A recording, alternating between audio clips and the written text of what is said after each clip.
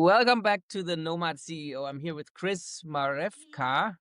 He is a men's coach, founder, and a very inspiring personality. And so I'm honored to have you on the show. Chris, thank you for coming. I want to dive into transformation, specifically a transformation for men. And since you have such a deep understanding of men, since you're coaching them and you provide all sorts of knowledge and let's call it boot camps. Is what you're doing, right? Boot camps and transformational boot camps. And I was checking out your website.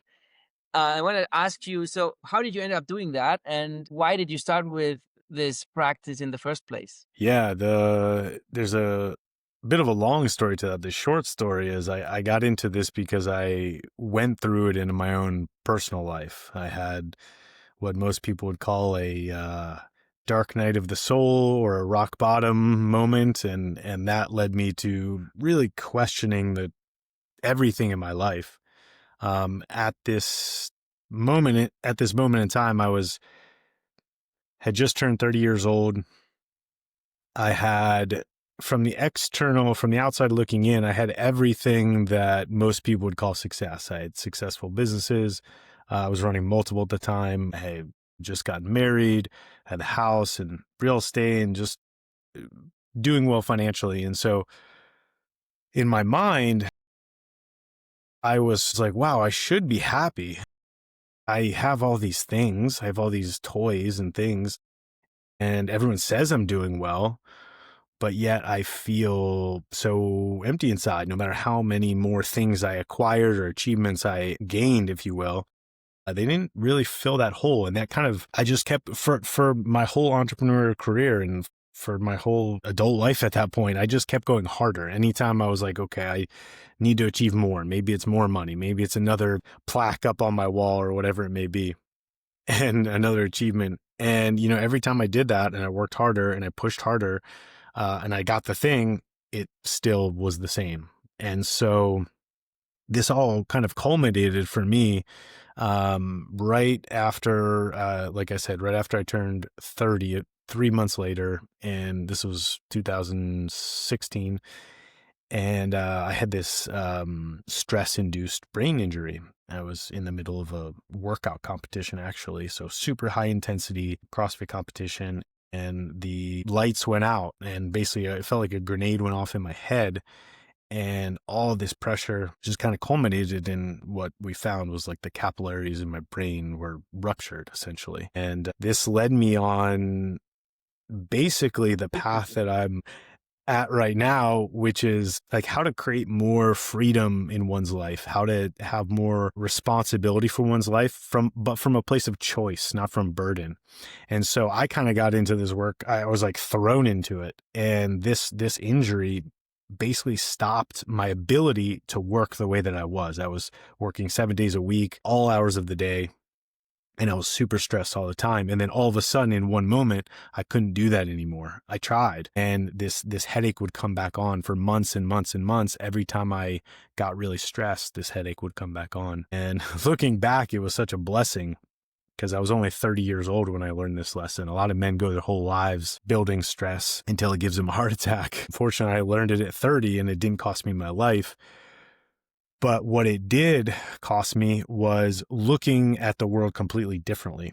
And so I started going into this work myself, and I had a lot of coaches and trainers, and and now this is 10 years later from that point. And now this is the work that I do. So, okay, so basically your body stopped you in your tracks and told you, you know what? Fuck that shit. I'm not gonna keep going. You gotta figure out something different for yourself. And it's like there's like, I mean, because there is the body is tells us before, right? Do you think this? Do you think you were getting notified before already and you didn't really pay attention, or?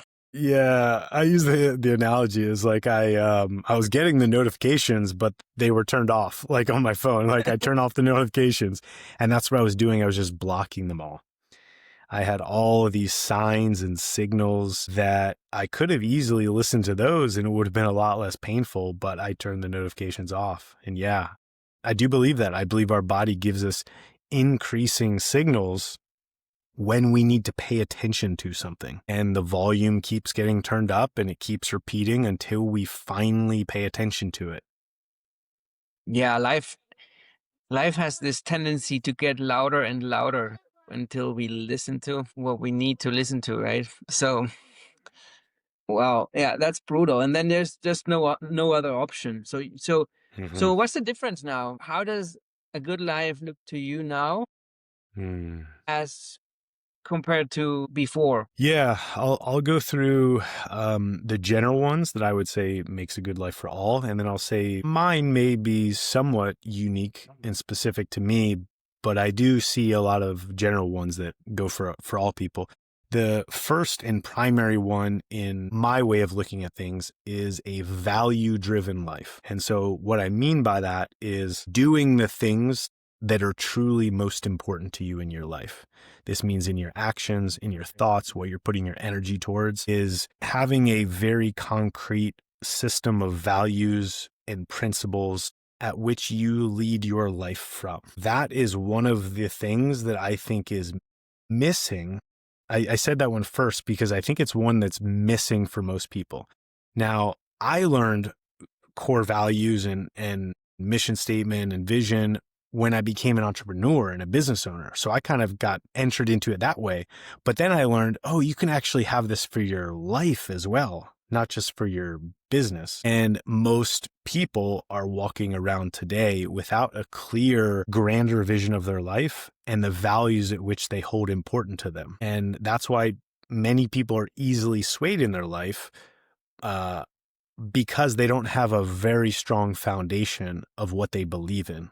So I think having that is very important, and I developed that over many years by learning the hard way of what wasn't important to me. And the second thing I would say is a sense of responsibility from a place of choice. So I used to look at responsibility as this heavy burden that I just had to carry from the moment I woke up to the moment I went to sleep. And it got heavier and heavier the more things that I took on. And now I view responsibility as a choice. There's a little bit of subconscious mental work that I do with people to make that shift, but it is a very critical one, because to create a deeply meaningful life that we love, we have to take some responsibility for certain things in our life that are important to us. And if those things are a burden to us, then they will just weigh us down. So making that shift from burden to choice is another important one. And then the last one is simply around what I just generally label as freedom, or another word for it I would use is sovereignty. But it's both an internal and an external thing. So internally, I am in the practice of maintaining sovereignty of my mind, meaning that other people's thoughts don't have influence on me, and same thing with emotions. So I have sovereignty over my emotional state. And then I also start creating from that place, I start creating freedom and sovereignty in my life. So I'm financially free. My time is free. I decide where my time goes. I have no have tos in my life. I have no shoulds. And my life was full of shoulds and have tos and all these things that, I'll use a kind of a aggressive term, but a slave to. I was a slave to my life before, and now I feel completely free in my life. That's like a big overall shift that happened. Yeah, I see where you're getting. This is a very common thing for most people, I think, and it's also they are entangled, like the ones you Mm-hmm. just said, like value driven, responsibility, and freedom oriented. Well, I actually share those. I mean, I I share the freedom part. I'm always oriented towards my ability to not depend on anyone else other than myself in terms of decision making, what I want to do. The thing is that when you become other people's agendas, and then it's because you're prioritizing their values over yours. And Mm-hmm. then sometimes we're not even, there's, you know, this Chris Williamson on Mm-hmm. his podcast, and he has a newsletter. And just today, I think today earlier, I read that if you are able to bench one plate on both sides, you're already stronger than 99% of all people. And I think the same goes for that. This is maybe a dumb analogy right now, but I think if you can write down the first 5 values that you actually have, you're already better than 99% of all people. Because most people never did that in exercise. Such a simple exercise to just write down your values, right? So to be a Mm-hmm. know what is that, what's the most important value for you. I know this is true because when I hired people in my former business, I did this in the interviews, and most people they've never done this exercise. They don't know. They just don't know. And so it's like an operating system that we have, and we're not aware of it. Mm-hmm. And it's the those are the values your decision making is based on, right? Yeah. Yeah. Whether consciously or unconsciously. Yeah. Yes. So in interviews, how would that play out? For example, someone in Mexico would put my family is number one, right? Number two is, and that's already a red flag if you're in a company, because if they put number one family that just means that in any case, I'm just always prioritize them over your shit job, and then you're gonna have a problem in not too distant future. You might have a problem, not sure, but yeah. Okay, so this realization about what you actually value, the responsibility, Mm-hmm. the meaning you have in your life, and so that all shifted from your rock bottom moment when you were sort of living this Yep. other life, that all Roman, I'm a shifted. completely different human being. It's so I'll give like one example. Every person, so I started my businesses and I was all primarily in Florida, and I had this great business community, and I would say probably 9 out of 10 people that I interact with would use the word intense to describe me. Intense or intimidating. And now, like a lot of my friends, I mean, I get excited about what I'm passionate about, but now a lot of my friends would describe me as like one of the most calm or chill or grounded people that they know. So huge flip flop from, and, and for me, the big difference was I was running this wound up nervous system that was constantly in fight or flight. And it was a combination. So I was like running like all gas, no brakes all the time. And it was a combination of non-stop pushing. So whether that be in business, whether that be in the sports or the fitness competitions that I was doing in the races, or just like mainlining caffeine, I was just like living off of like just stimulation. And then getting into like life today is down regulated. It's meditation, it's walk, it's peace. And I know how this is why I think a lot of men love working with me, is because I hold a balance between those two. Like today, I know how to turn that gear on and like really go hard because I live my life in it, but it's not the gear that I live in anymore, if that makes sense. I live in a much more down-regulated state. I spend time with my family. I take walks with my daughter every day. I meditate, and it's just such a stark difference from how I show up in the world. Okay, amazing. I mean, it sounds like you made some really good decisions that allowed you to be in a more calm state. Because I'm also a person who is constantly, and I think most entrepreneurs are a little bit impatient, sort of. Mm-hmm. We all share this speed Mm-hmm. to value mindset thing where speed of implementation Mm-hmm. matters, and that makes Mm-hmm. it all more difficult to, because you can't really be that zen state meditator and then at the same time pushing things to the limit, right? So it's either or most of the time. It Yeah. might be in conflict sometimes, these two. If you're able to separate your private life from business, maybe you can do it. I'm bad. I'm not good at it. Well, I will say I think it's a lifelong practice. I don't think it's anyone ever gets like a master at this, because if you move towards either extreme, you have to be very intentional. Like if you move towards like pushing harder and like putting the gas pedal down, you have to be really intentional with going back to the other side, and vice versa. If you get too, let's call it like too zen, like too checked out of the material world, you have to be really intentional to like step back into what it means to create and serve and build something. So yeah, I think honestly, I say jokingly all the time, like entrepreneurship, when I got into entrepreneurship when I was 22 years old, that was my first introduction to like spiritual practices. Like that liberated me for the first time from other people's rules. Now I had this blank canvas of what I could do. And also it forced me to self-regulate. I wasn't on someone else's schedule. I wasn't following someone else's rules. I had to start figuring things out for myself. And that's why I love entrepreneurship for that reason. Yeah. So what I'm trying to say here is that the two mindsets are conflicting a little bit. For most guys, especially the younger ones, they don't need more chill state mindfulness training. They just need to take more action.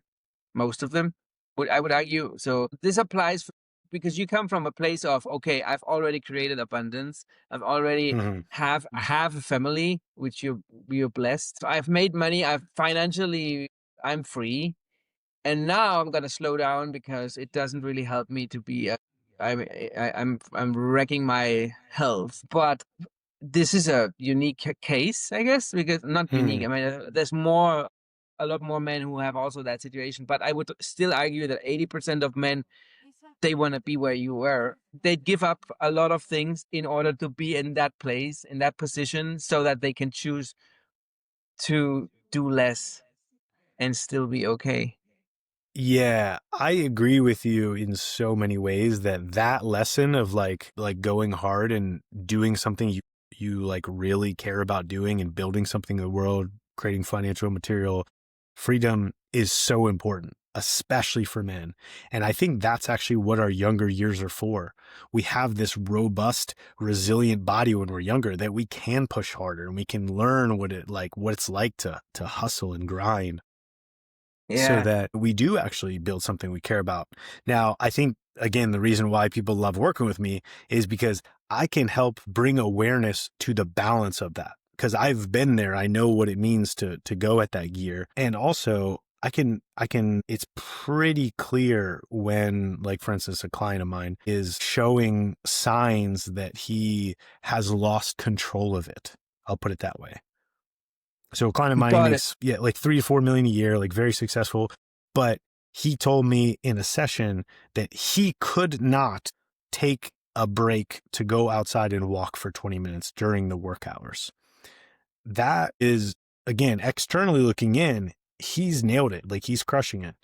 But for him, he's now a slave to what he built. So that's a really simple fix. That's not like a major thing, but sometimes our go mind can blast right through the signals like I was. And so, Yeah, got it. Yeah. So yeah, because sometimes we don't see the forest for the trees, right? We don't see we're inside the operation, have these things going on, don't really see the obvious part. So if someone has a track record and knows and if you have been there, so it makes sense, right? So you can provide a lot of value. So what are the biggest problems that you solve for what are the three main issues that you tackle? yeah, main issue number one is actually just like we were talking about with that client that I was just mentioning, is freedom of time and energy. And so even in the case of saying like going hard to build something and like being on entrepreneur mode and like grind mode, what I notice for most people, even the ones that are taking the action, they aren't actually taking the best action to get the actual result that they want. And so a big thing that I do is there's like a cascading process that I have where we start with like greatest vision, and then we work down to like into the everyday moment, what I should be doing to achieve that vision. And so what I would call that is just priorities. I help people with prioritizing their life to what is most important for them. And for everyone, that's slightly different at different seasons of their life. Like I've been through many different seasons where the priorities have shifted a lot. And that's okay. I think part of having a life you're happy with is actually knowing that those will shift and being okay with those shifting and doing your best with whatever that priority is in that season of life. So that would be number one, is like helping to like prioritize where my attention is actually going. Mhm. Number two is, I didn't plan to say this one, but this one's actually really important, doesn't get talked about, is energy. So in this training that I did over the last 10 years, I learned that energy isn't this thing that we consume and we burn. It's actually infinite. And so I have called them like energetic trainings and practices that help people generate and cultivate more energy. So for the people that want to do big things in their life and they want to really hold a big life, it requires a lot of energy. The example that I use is like Tony Robbins. Like if you've studied like what he does like day in and day out, especially around like his main events, like he is dialing his energy to a T. And an average person could not handle holding that much, but he's trained it over a long time. And so that's a big thing, is like not reaching to external energy, eating and caffeine and stimulants, but learning how to generate it internally. Actually, we've access to it at all times, actually. So that would be number two. Let me sit with number three for a moment. The number three one is kind of a sneaky one, meaning that like a lot of it's not the first thing that most people say when they come talk to me, but it's usually one that's causing an enormous amount of pain in most men's lives that I work with and that I see, is relationship, specifically to a romantic partner or their idea of a romantic partner. I'll put it that way. So either they have one or they don't have one, and it is causing a lot of pain oftentimes, and it is consuming a lot of attention. And I don't mean in a positive way, like giving our partners a lot of loving attention. I mean, it becomes like a hole in the bottom of the boat that's slowly sinking one's life. And it's because I shouldn't say because, a lot of men haven't trained the ability to be very clear about what they want and go after it while also considering another person. So similar to what we were talking about with the different gears of they seem to be in conflict. It's like my wants are in conflict with their wants, or my wants are in conflict with being in a relationship with another person. And so helping men to navigate and kind of find the right fit in the puzzle piece with their relationships. So many people have said it in different ways. One of my mentors said it to me. He's like, the most important decision a man will make in his entire life is the person he chooses as his partner. Yeah, of course. And now since you brought up this topic, which obviously it's obviously a hot topic because it's part of life, and our relationships, romantic and personal relationship and business relationship, they all sort of, it's all intertwined, right? So Mm-hmm. um eh, and this current trend we're seeing with men, what do you think causes them to opt out? Because that's really one of the decisions. A lot of you said some men have relationships, others don't. I have seen a lot of these people men talking about just they're just not interested in going down that road, which is kind of sad, but it's true. It's sad and it's true, and I can see why. I can understand it. It's like when there's a whole generation of divorce and broken homes and unhappy parents, and like I can see how a lot of young men get to that place, very much so. And I can also see how the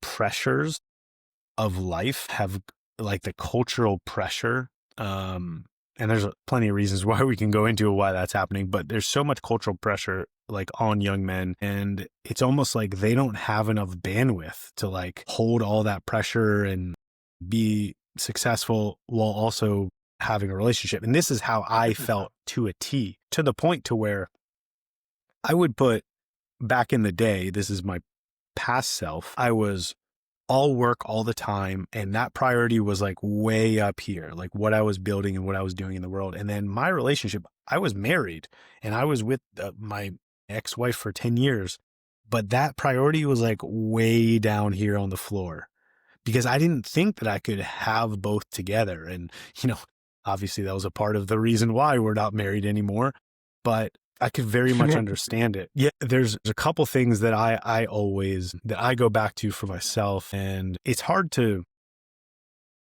really grasp for me, it was until I really had a family and I have my first child. And I didn't really fully comprehend what it meant to be a man until I really understood the responsibility of what it was like to hold a family. Now, men get that in other ways too, but I'm just saying for me, that aspect of selflessness and what was required of me made me it brought out of me the greatest version of me I could ever imagine.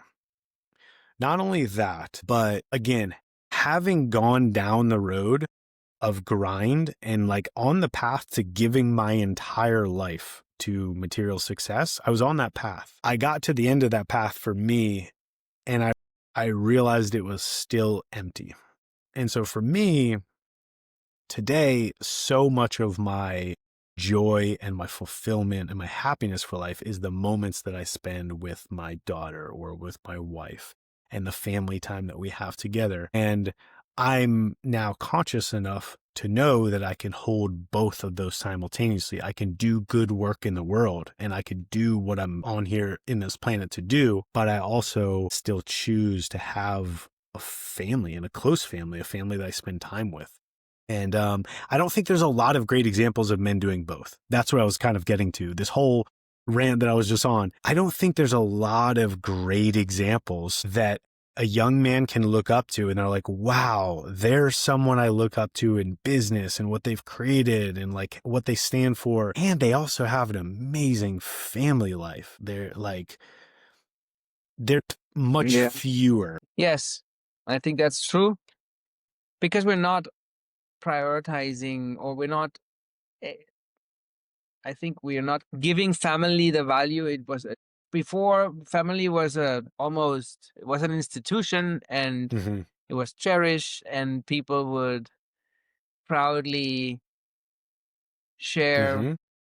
this value or the beauty of it. And nowadays it's not really, and this is true for both women and men, like we're just not into it anymore. Seems like, which also explains the birth rate decline and West as a whole with this, because we're actually dying out. Yeah, it's a lie. It's a lie that people are being told, and it's one of the biggest like the biggest programming lies that has been told to people that people have bought. It is, and the reason why I can say that is because I also travel a lot, and not every part of the world is like that. There are No. still parts of the world, which, I mean, you lived in Mexico for a long time. I live in Mexico in the winters. I'm about to be there in November. And at least the place where I lived in Mexico, such a strong family unit. They would go out, all of them together. They would Yeah. have parties together. Yes and no. Yes, Mexico is definitely much more family oriented than Europe or the US, but it's also being eroded as we speak. So for Mexico, because I spent 20 years there, Yeah. and I've seen how, because of these things that they start, these ideologies and trends that start in the West, they start Yep. usually in the US, They and then they creep swap, in. Yep. and then they come. Exactly. And so in Mexico, it definitely has arrived, like feminism, It for has arrived. example. Yeah. arrived big time, and it's tearing families apart as well, like the same Mm-hmm. way it does in every other country. And so that's one. But you're right. I mean, I can here, for example, Indonesia is way different. Like here, the Mm-hmm. families are just together. Families are big. Families Mm-hmm. smile. All the people are just happier. It's Happier. just. I mean, it's just obvious when you just open your eyes, you look around, and you can tell Mm-hmm. they're not at their throats all the time. Mm-hmm. And then they have also a very spiritual element that is missing, I think, in the West, Mm-hmm. which Mm-hmm. which they are getting and we don't get. Yeah. And Complicated. and it kind of it is complicated and it's tough because there's so many being pulled in so many directions. But kind of like we were talking about earlier with these things that seem to be in conflict, it seems like material world or material life and success here is in conflict with spirituality. On the surface, that appears to be true, but it doesn't have to be. Just because that's how most people hold it doesn't mean that it has to be in conflict with one another. And so, like, is it possible to build a service oriented, spiritual oriented, something to be in service to the greater good of all and also still make money? Yeah, absolutely. Is there as many examples of that? Definitely not. And so that's why I think that I think that like podcasts like you're doing are important. Like I think me talking about like this is important. And there's so many people that are leading in this space of like talking about a much more integrated life than just choosing one side of every spectrum. Because they're not actually in conflict as much as we think they are. That's just what a lot of people have learned and grown up with. And cultural programming is pushing people in that direction. And that's like why I talk about freedom is like one of the first things you have to liberate yourself from is the stories of your own mind, your internal cultural childhood programming. And that's one of the early things that I do with everyone is to become aware of how you see yourself in the world. And if you like it, great, keep it. Keep the parts you like. And if there's parts that you don't like, or should I say aren't serving you, then those we can shift. We can actually shift them. And it's Hmm. really important. Yeah. Yeah, it's true. It's a lot of our programming and the things we do and how we behave. It's all an internal conversation, and how we treat ourselves and others, right? Now, talking about this broader societal from a societal standpoint, what makes you feel hope and what makes you feel sad or angry? I'll start with what makes me feel sad and angry is that we still have a world where there's war, genocide, killing, harming of other people, raping, child trafficking, all these evils in the world. We still have a world where that exists. And that makes me sad. It makes me sad for, of course, for the adults, but specifically for the children that are raised in the environment where they didn't have a say yet. They didn't have a choice yet. That makes me incredibly sad thinking about my daughter and the children all over the world that have it exponentially worse.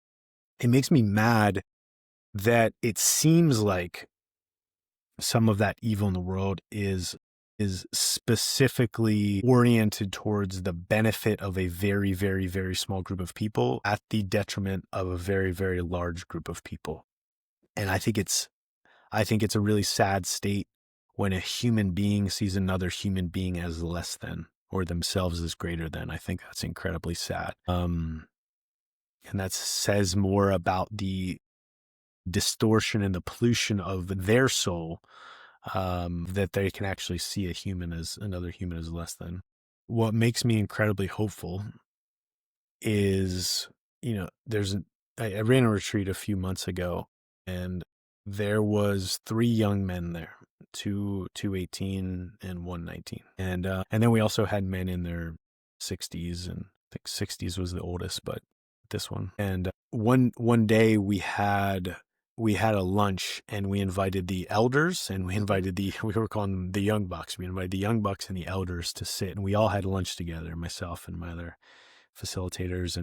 And the way that these young men were aware of life, the way that they spoke, the way that they were curiously asking questions, I had this like moment of comparison of when I was 18 years old and I was partying and drinking and whatever, and no sense of anything beyond myself. But these young men were literally questioning the nature of reality and the universe. And it was like, I was like, what are these beings that like, you're 18? And it gave me so much hope because I saw that, and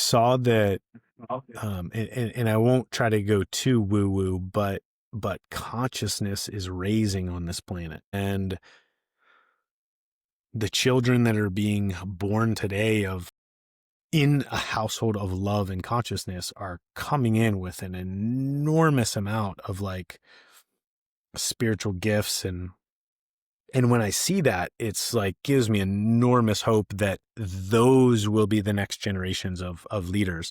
And not just, I won't just talk about the kids, because I think in the generation, even of all adults today, more and more people are, for lack of a better term, awakening and becoming more conscious in their life. And they're realizing all of the ways that they were kind of like cattle being corralled, and they're starting to become aware of all of those aspects of their life. And unfortunately, humans were these silly monkeys with tools. We still learn from pain and suffering. That's still the primary way that most people grow.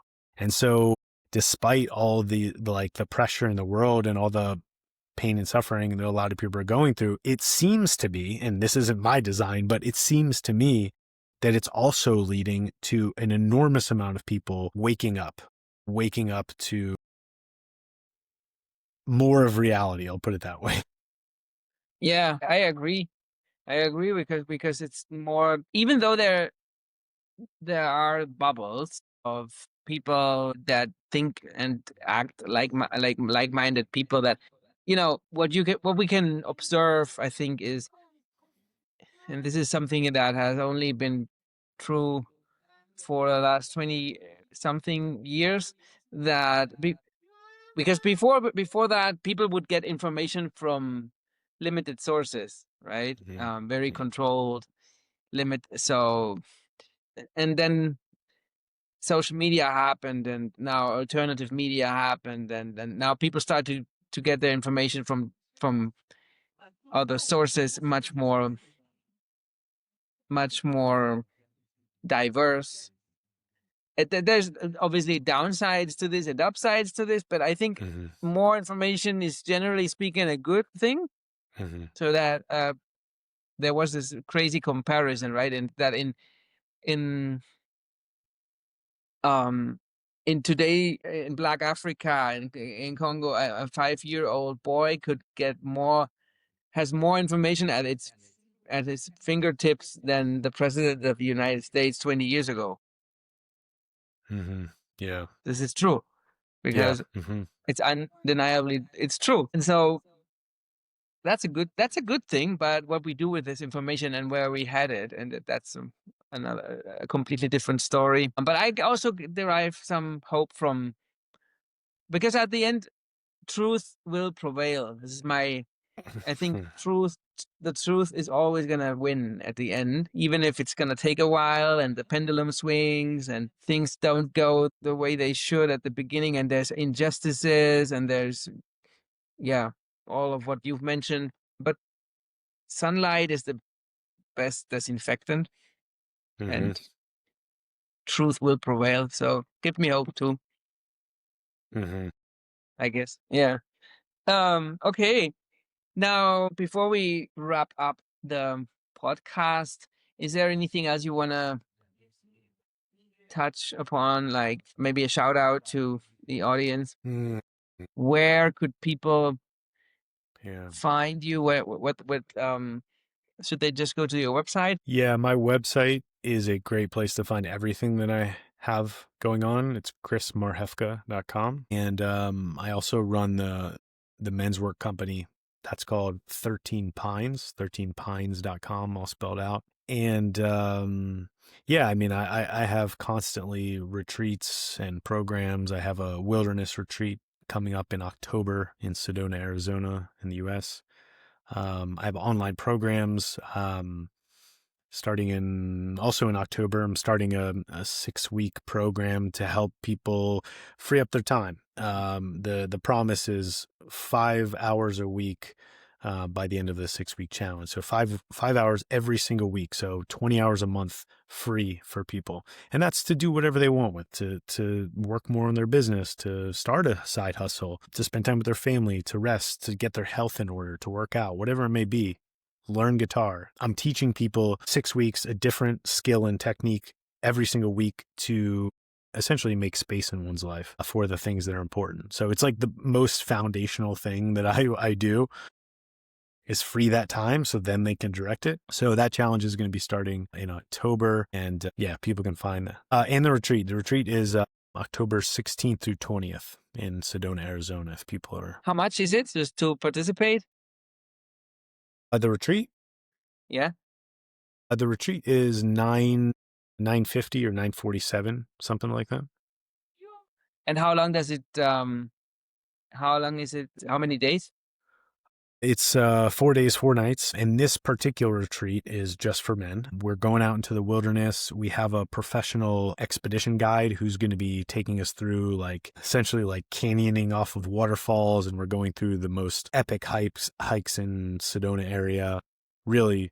And then obviously we'll be doing some men's work and sitting around campfires and disconnecting from technology. So Okay, that sounds actually amazing. I want to go there too.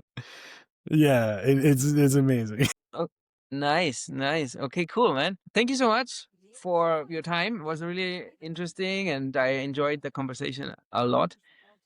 So I wish you all the best on your journey and Thank you, on Roman. and all of those men who you're helping with this work, very important work. Thank you, Roman. Thank, Yeah, thanks for allowing me to be on here. thank you. Take care, man. Yeah. Bye bye. Bye bye. Okay.